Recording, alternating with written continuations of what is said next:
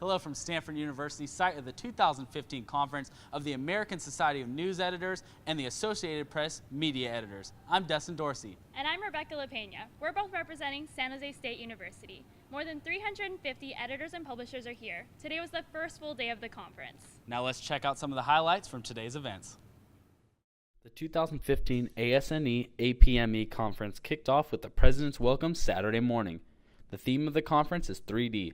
Diversity, digital, and disruption. The speech set the tone for the coming conferences and gave the editors an idea of what to expect. And study early adapters. Study the people on the edge of your audience who are not the majority of your audience. You can be 40% millennial. There are publications in this room who have 40% millennial audience. The goal of the conference as a whole is to use the sessions to help everyone make a difference in the world. The riots in Ferguson, Missouri have gained media attention from all over the country.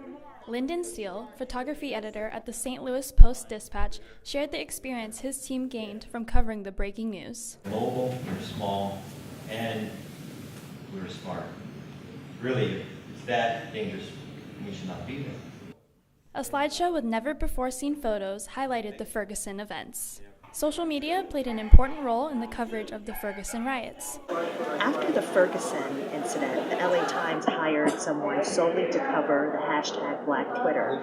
And that's really significant because it was through Twitter that mainstream media learned about Ferguson. Steele hopes that his audience understands the urgency for breaking news. I think for me, it's just a great opportunity to hear the inner workings of covering such a national and international story as a photo staff within a community. So for me, it was really interesting to hear how they build dynamics and relationships is so key to our jobs.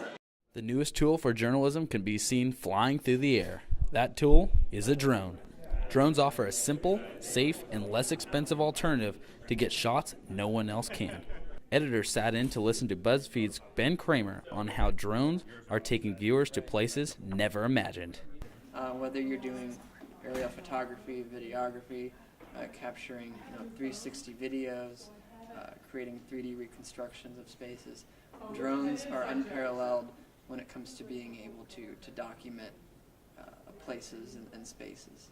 According to Kramer, this technology will have a major impact in journalism going forward. News outlets are partnering with social media platforms in order to reach readers faster. Editors were able to listen to a panel discussion between Twitter's Adam Sharp and Nancy Barnes from the Houston Chronicle. New features such as Twitter Moments and Facebook's Instant Article help drive traffic back to news outlets. It certainly gave us some ideas on using that platform in particular. And I think expressed a lot of concerns by editors about the loss of control and the need for monetization. The audience was also able to engage in a question and answer with the panelists. It's really important. I personally use Twitter as a news screen. That's how I find out breaking news. It was only announced this week. News groups from across the country are going from the page to the stage by using live events to engage their audience. Panelists ranged from different news groups, including the Gazette and the Tribune Content Agency, and they explained the benefits of going live. According to Winnicky, this is a growing trend across the country. In fact, since we started our program at Chicago Tribune in 2010, the space in Chicago anyway has become quite crowded. Autumn Phillips, editor of the Southern Illinoisan, says they have begun working to create more live opportunities with her company.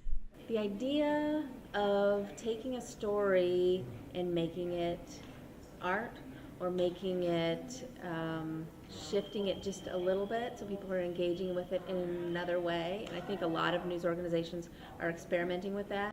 The goal of the live events is to gain revenue and reach audiences that groups don't normally reach.